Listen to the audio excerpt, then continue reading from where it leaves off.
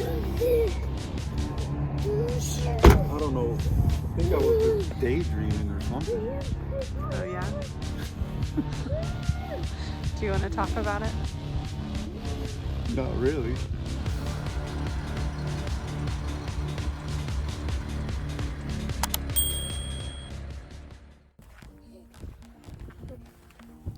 So we're currently in Merced, Texas. We'll get into the story why we're here and not in Anthony, New Mexico. But as you see, we're at this RV park here called Fishing something RV park. Yeah. We had to come out here and stay for hopefully no more than a week, and we should be headed back to the route, but we're here for a week. Let's get over. Just getting out and taking a look. Gonna go see some cows. We're in the middle of a bunch of farms. So part of the RV life is sometimes visiting laundromats. Unless you're fortunate enough to have a washer and dryer in your rig. Wait, my hair's not right. This is the worst video. So, this is some, what do you call it? Off scene? Off scene? In between the scenes. This is in. I thought you were gonna say something else. What was I gonna say? In between something else. This is a family rated channel. One thing that I like to do is we have a system at home that's gotten out of hand. It has. A couple days ago it was on point, but we have the white bag is for whites, the square bag is for colors because that's like most of our laundry, and then the gray bag is for towels. And so one tip that I would give you if you're full-timing is to sort them at home so that you don't have to air your dirty laundry at the laundromat. So we went in there at 10 o'clock and it's 12:45 and we got 12 loads of laundry done. 12 loads? There was 12 loads. Awesome. Yeah, which I had bought new curtains, so. Well, this is part of RV life. Sometimes when you stay at parks that don't have any amenities, you have to come to laundromats. And after last night, we had to go to a park that had... That story's coming. has very few amenities. Oh, good morning. What time is it? 10. And we're on the road. It's magic. So we are we got a little sidetracked. Do you want to talk about it now? Yeah. 6 days later. I think it's worth talking about now. The dust has settled. Yep. We departed Sonora, Texas on Saturday with New Mexico in sight. And the truck needed both fuel and depth. So from the RV park in Sonora, we drove across to the gas station and I pulled into the diesel lane, filled up the diesel, put the nozzle in the truck, filled it up like normal. As it was filling up, I was like, let me take the depth cap off just so it could be off. But I couldn't take it off because the nozzle was in the way, so whatever. So I let the fuel keep pumping, and in my mind, I guess I took the cap off and didn't register that cap wasn't off for the depth. So the fuel finished pumping, the fuel tank was full. I went ahead and put the nozzle back in the pump and grabbed the depth nozzle out. And when I grabbed the depth nozzle out, I put it inside the fuel tank. I don't know, it didn't register that I was putting depth in the fuel system. So I pumped and it just started coming out. and still it didn't register. Like, what are you doing? I was just like, oh, that's weird. I barely put any in there. It had to be like 0.2 gallons that went in there. And whatever. I hung up the def, closed the lid, got in the truck, started driving.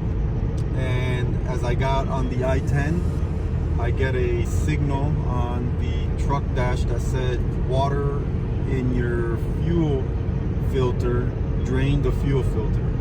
So I was like, crap, how the hell did that happen? In my mind, I was like, I gotta call the gas station because they have water in their fuel to let them know to shut that pump off.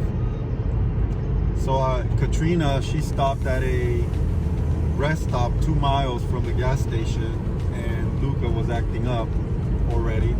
So she told me to pull over. So as I'm pulling into the rest area, I start thinking, oh crap, I put def in the fuel system. Oh man, that's bad. So I pulled over, shut the truck off. So I called the nearest shop, and the first thing the guy asked me is, did you drive it? I was like, yeah, I drove it 2 miles. And he was like, oh, you effed up. And if you do this, just don't drive the truck. Leave it there until you can have it towed someplace. Yeah, had it registered that I did that, it would have been a simple fix. Yeah. Because all you would have had to have done is drain the fuel tank, flush it out a few times, and put diesel back in it. Because the contaminated diesel wouldn't have gotten into the fuel lines, so fuel pump, fuel injection, and all that stuff. So he was like, you need to call the dealership because only the dealership can work this.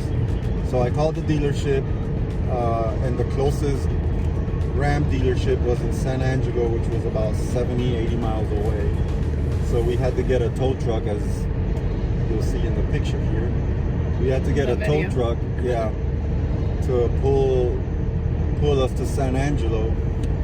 So they dropped us off at an RV park first, and took the truck up to the dealership for repairs. So so how did we get the RV, or how are we getting the RV to New Mexico? You can go to, I've learned this, you can go to Ship It.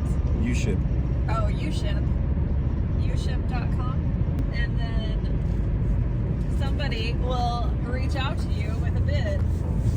So yesterday, I contacted the dealership and just asked for a status and asked if the truck would be ready by Friday evening, which is today. And then we would have driven Saturday and Sunday to New Mexico, but he said no, probably end of next week the truck will be ready. So we had a discussion. We had two options where Katrina would take off Sunday, go to New Mexico and stay at a hotel and do her job, and she would be back when the truck was ready to pick up, and then we'd move the RV. The other option was move the RV, which we're doing now, and we just drive the Prius there. That way we're all together, and when the truck's ready, I'll just rent a car and drive down here, pick the truck up, and ride it back.